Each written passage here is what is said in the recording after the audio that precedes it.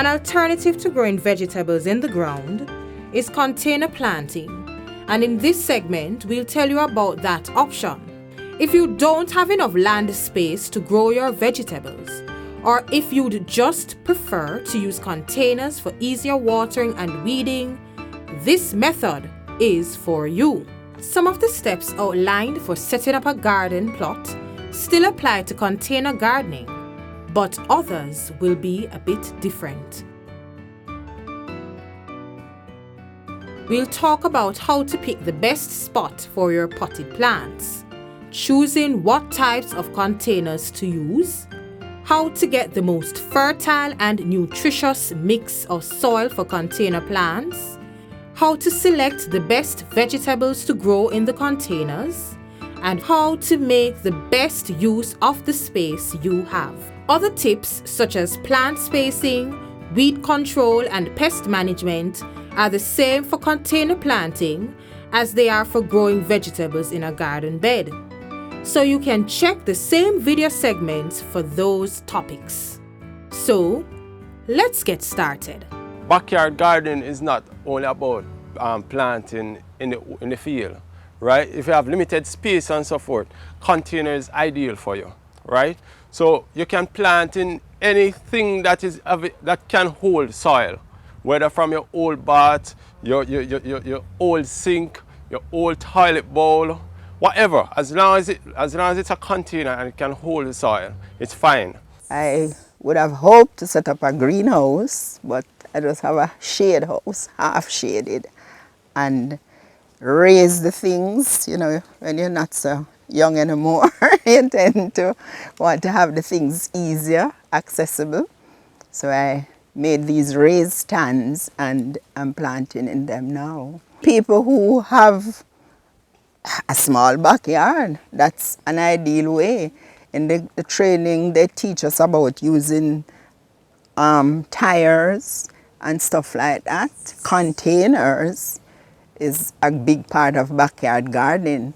You can plant just about anything in any kind of container. Old pan, drum, you cut it in half and fill it with your soil and you're good to go.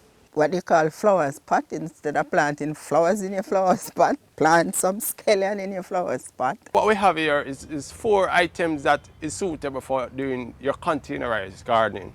Here we have an old oil keg, right? So this, instead of throwing away these in the garbage and so forth, what we have done is remove the top, right? And we get a container that we can plant in.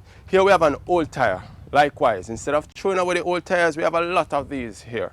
Right? So instead of throwing away the old tire, we can plant in it. Also, we have here, this is actually, you can get these to buy from farm stores and so forth as a container for planting in. And we also, over here, we're showing you, this is just an old metal drum that we have cut. You can either cut it slant or cut it cylindrical. In using containers, one thing we have to realize that we have to ensure that we have proper drainage, right? Just like out in the field, you want to have proper drainage. And if you don't have proper drainage, because it's a container, while watering, the water will settle, and you know it will cause fungus and so forth, fungal damages, right? So what I'm going to show you now is simply, once we have removed the cover from off the keg here, what we need to do is to punch some holes on the bottom, right? So in order to allow water, the excess water, to drain off, right? Because you don't want to have water logging up on your container, right? So here, all you need is either a knife, a machete, a nail or a hammer or something, just to pierce about 3 to 6 holes in the bottom. You can pierce some on the side likewise. Also, what you can reuse is your 1-gallon soap bottle or so forth, right? Again, instead of throwing it away in the garbage and so forth, you can plant inside it, right? And I must say that a number of crops can be grown in containers. Mainly your vegetables, your callaloo, your pak choi, your tomatoes, your sweet pepper, your hot pepper. Number of those can be grown. As long as it doesn't have a big or long root, right? It can be grown in the containers, right? So I just want to show you how to prepare a 1 gallon bottle like this for planting. What you need to do is to cut off the top, right?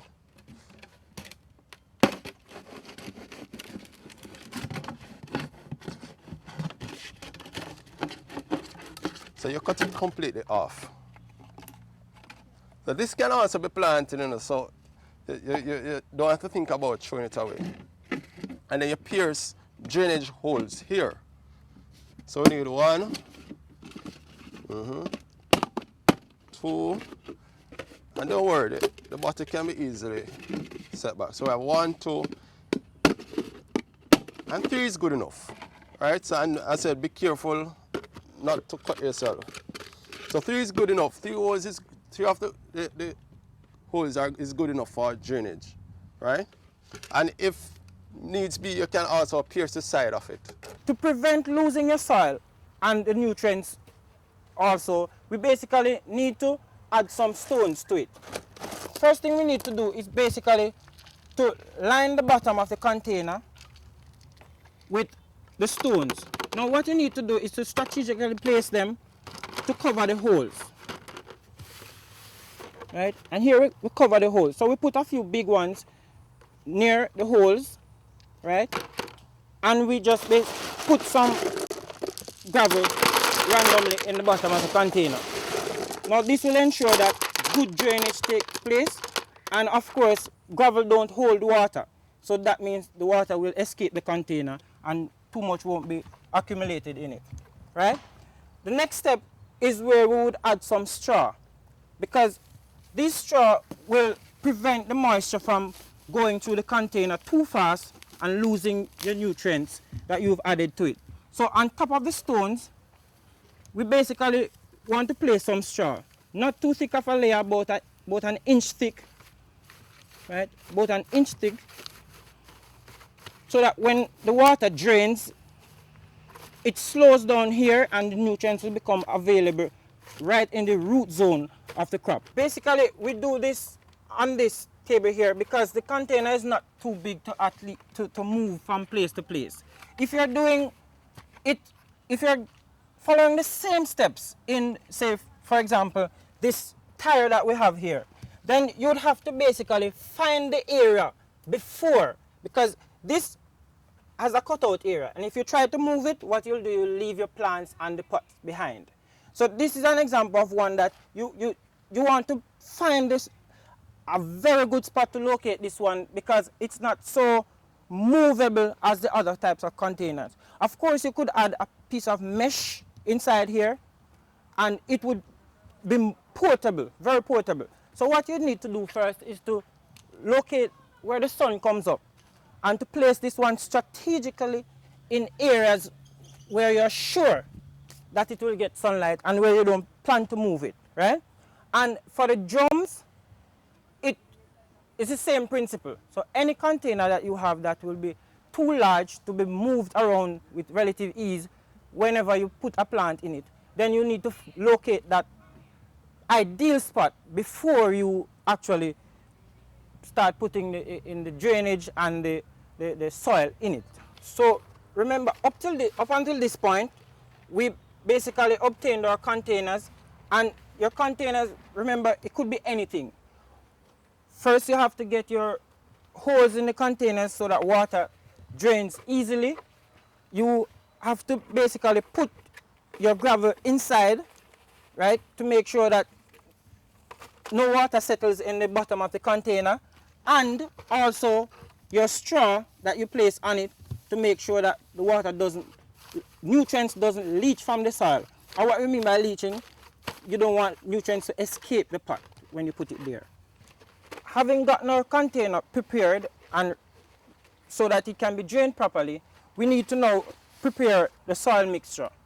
And to do this, we'll need some basic materials like your kaya, right? And this is basically grounded coconut husk. We'll need some soil, like we have over here. We need some soil, and this is basically soil dug up from your backyard. Or if you live in an area where where the area is dumped with marl is really not a good medium to use. you need basically soil, right? This is your classic loam soil. From the stores, you can obtain potting mix, right? That can be used readily without much addition. But failing that, you have to prepare your own soil mixture. Now, to do that, you need some soil from the back of your home or wherever you can get some soil. You need soil that is not too packed with marl, not too much sand, and soil that is not too contaminated, because contaminated soil will lead to contaminated fruits, so, or vegetables from it.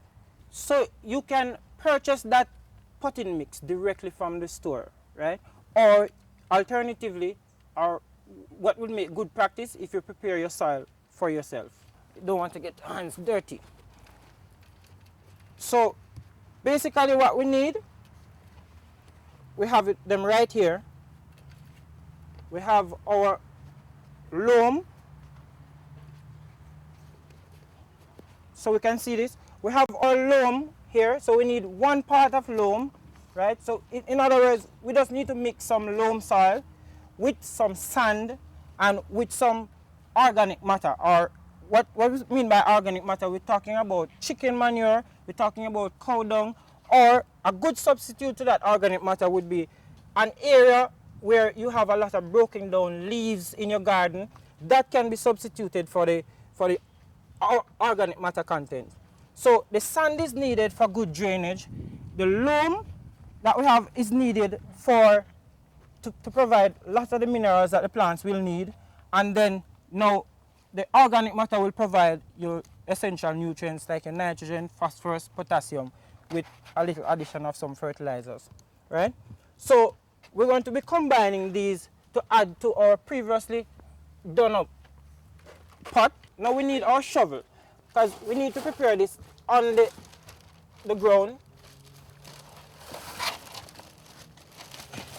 So here we have a little hand spade that comes in handy, right? So basically we need to mix this. We don't mix it in the pots. We can basically use one of our containers to combine the soil.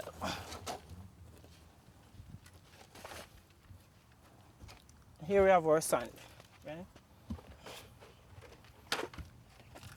So basically, as we had said before, we need 1 part of loam, right? Or for each part of loam, you need also that part of sand to provide your drainage. And we also need your organic matter. By the way, this is kaya being substituted for organic matter, right? Right? And if you're going to be adding a little bit more to it, because this pot is already big, so you need basically a little bit more, right? So if you're going to be adding any more to make up for the volume, you need to add again a part of sand,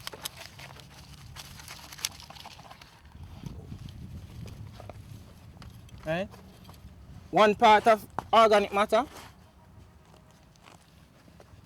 and then 1 part of loam. So the mixture will be consistent, right? And you basically combine this. Make sure the consistency is correct, you mix properly. Provide the nutrients, provide all that you need for the plant to grow, right? So having mixed this, you basically will need to transfer the soil mixture into your pots. Because potted soils lose water very frequently, and with water goes all your nutrients that you have already put into it. You need to supplement that with some NPK fertilizer, or NPK simply means nitrogen, phosphorus, and potassium. Now, when you go to purchase fertilizers, you need to take note of what you're buying. Now, this grade of fertilizer is 11-22-22. The first number gives you the percentage of nitrogen in your mix. The second one, and nitrogen is good for your leaves and stems. The second one is 22, which is the number for phosphorus. And phosphorus is needed for basically rooting and blossoming. And then you have potassium, which is the end number, and it corresponds with the K. You need that for fruiting and blossoming. So all three nutrients are needed. Sometimes you'll see blends of fertilizer with a 0 in it. That means it doesn't have one of the elements. All right. So we need at least 6 tablespoons of NPK per cubic foot of soil. If you buy the potting mix from the store, you really don't need to add fertilizers because most of them have fertilizers added to them already. So basically, we need to add it to ours because we are basically preparing our own potting mix, right? So this is about 1/3 of a cubic foot, right? So we're going to be measuring. So we would add 2 tablespoons, approximately 2 tablespoons of this fertilizer, 11-22-22, which is a very popular mix for vegetables. Okay. So we're going to approximate about 2 tablespoons.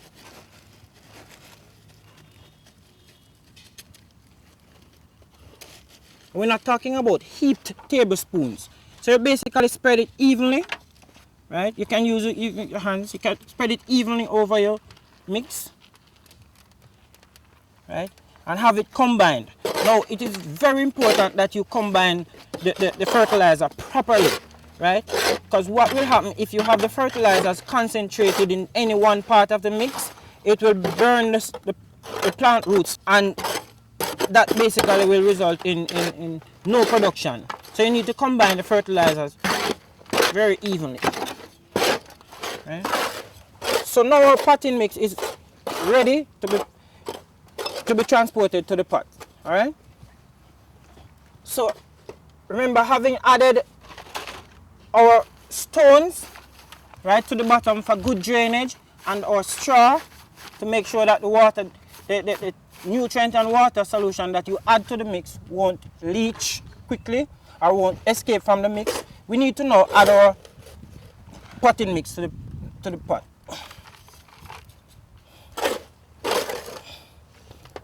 Right.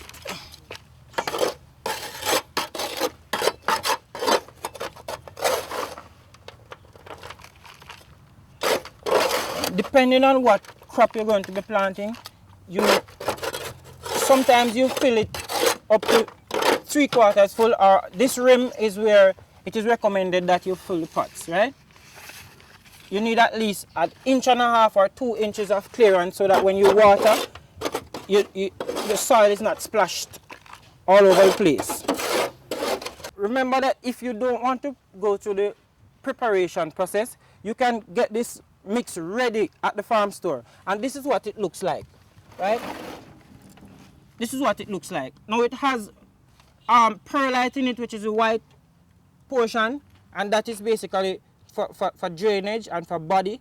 And you have also your organic matter, right, which is a darker portion of it, and a little bit of sun, not too much sun, but because the perlite is there, you don't need sun in this. But it's already prepared for you, so you don't have to worry. You can go ahead and use this straight off. And the preparation is similar to preparing your own soil, because what is lacking in the purchased soil is its ability to drain fully, right? So what we need to do is to boost that by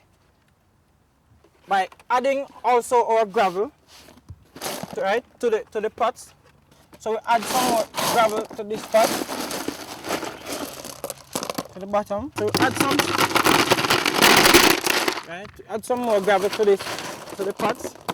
So the principle is the same whether or not you purchase the soil from the store or you make it yourself. Right? So we also add our straw to it. And remember, adding the straw prevents the water from moving too fast through the mixture, taking away all the nutrients that you've added, all of that fertilizer and all of that organic matter. So we need that. If you notice, this straw is basically lawn clipping. So when you mow your lawn, you can basically save these either for composting and also for potting your plants. Right? This is what it most likely will look like when you get it from the store, right? And some of them are for potting seedlings or growing your seedlings, and some are for potting mix. You need to get the ones that say potting mix, right? The ones for growing seedlings are very light, and you don't want to put plants in those because your plants won't have all the nutrients and all the support, the anchorage that it actually needs, right? So here we have some already in this container. So we're going to be basically just scooping it into this container because we have already provided for drainage. So now all there is needed basically is to fill this pot.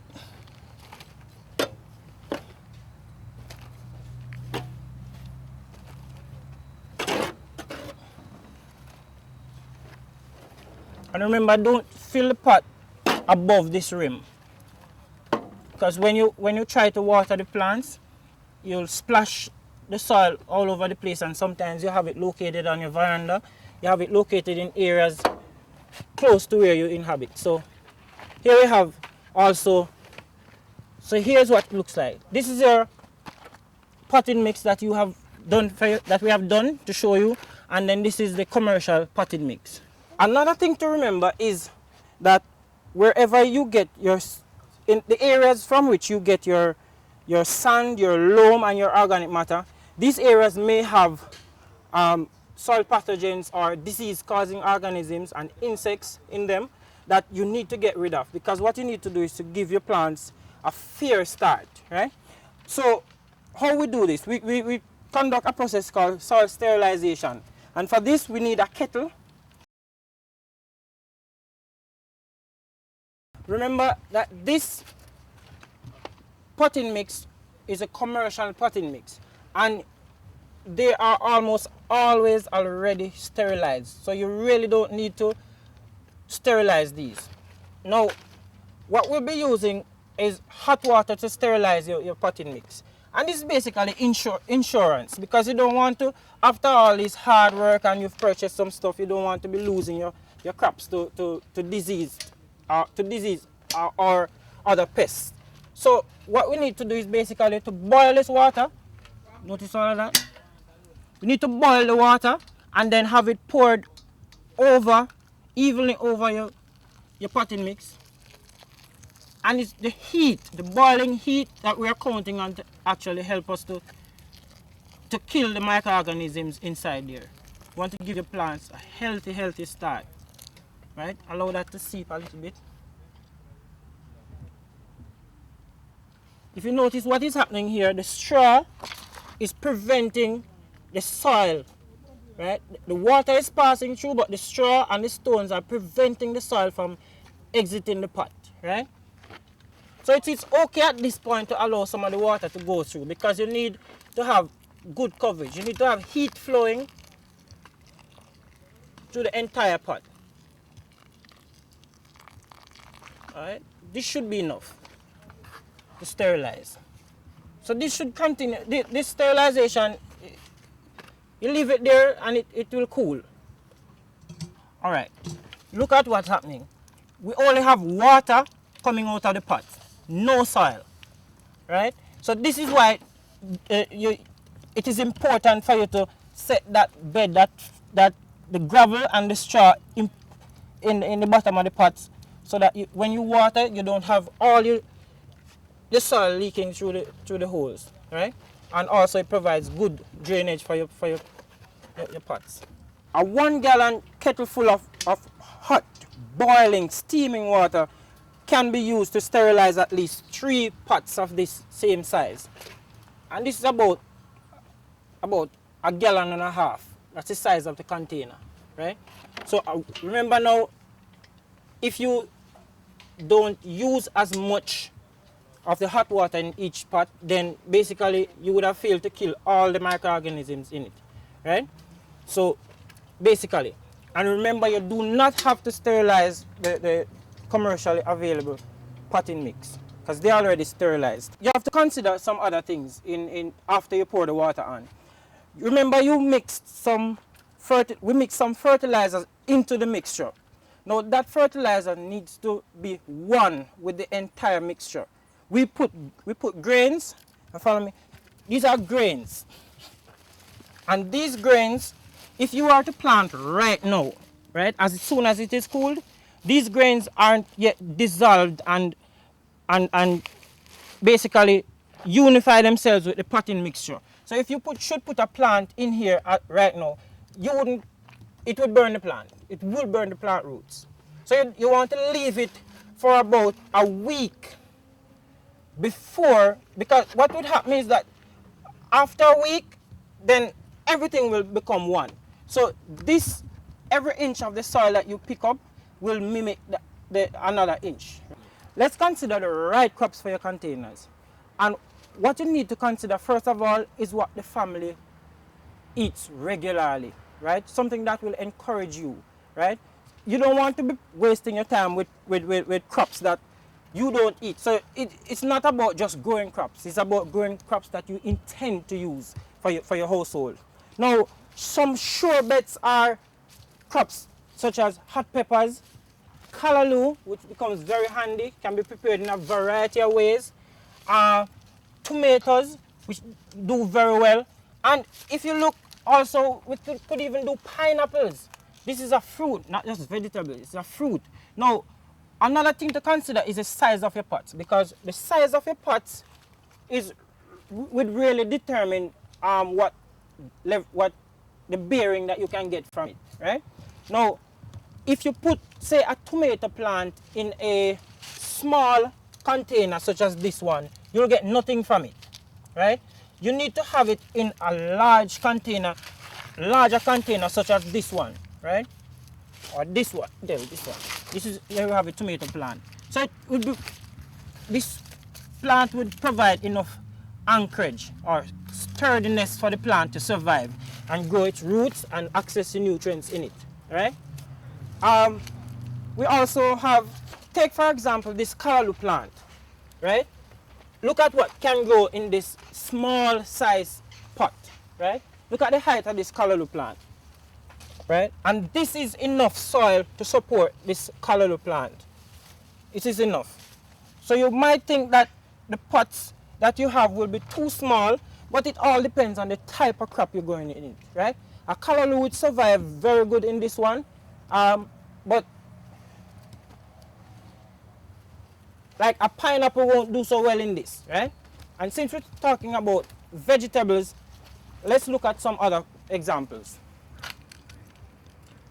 Now here we have also broccoli, right? We have broccoli in a pot. And broccoli, they do well. They may take a longer time to mature, but broccolis and cabbages, they are sure bets that you can grow in pots. Right, let's remove this weed since it's not needed in the pot. Some corn. And corns do very well in pots, I might add, right? You need to space them properly. Have about 3, as it is done here, 3 corns to a pot, and it will bear healthy corns for you. You'll never miss the field. An important thing to consider when choosing your plants, now crops such as tomato need, they have another dimension to it in terms of care. Now, caring for your tomato plant involves giving it some support. If you notice this tiny base that we have here, if you allow this plant if you allow the plant to fruit like this, then it will just topple over and the fruits will be born on the ground. And you don't want your fruits to be on the ground where all the insect pests are, right? And pest control will be very, very limited when you have it on the ground. Now, you need to support it by staking it, right? And by staking it, you just need an upright piece of stick, or it could be steel. It could be just about anything that you can place upright in the medium. And you should try to place this stake in the medium before the crop is planted. Because if you try to stake it right now, if you try to stake it when the plant is as big, what you'll do is you'll damage some of the roots while pushing it into the soil. And you don't want to do that. So as soon as you plant the tomato, you know that it will need some support. So you stake it right away, right? To prevent damages to roots, right? If you notice, these tomato plants, they are very heavy. And this is why we use stake to support the weight on the top of the plant, right? and you'll get good bearing and you can control pests and diseases accordingly.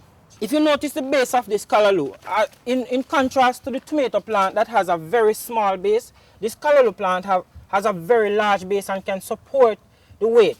And importantly, the tomato plant grows fruits, right, that will sway the plant in a direction or will break the plant. So this plant can do without a stake, right? The tomato plant, you'll definitely have to think about the stake because it will be top heavy as soon as the fruits start maturing. These are containers what I'm planting. Peanut in wash pan, old wash pan. You have the oil pan, cut, can plant in. Buckles, water buckles, can plant in.